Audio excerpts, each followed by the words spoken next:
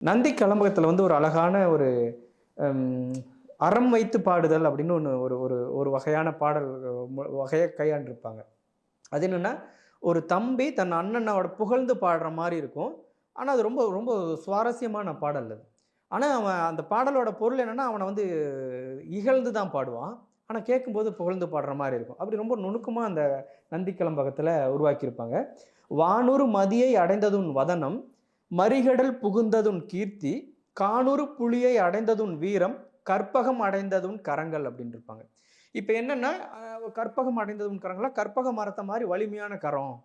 இந்த காட்டுல இருக்கிற புலி மாரி வீரமானவன் நீயு. வானூர் மதி மாதிரியான உன்னுடைய முகப்பொலிவு இப்படின்னு தான் அந்த பாடல கேட்கிறவன் புரிஞ்சிருப்பான்.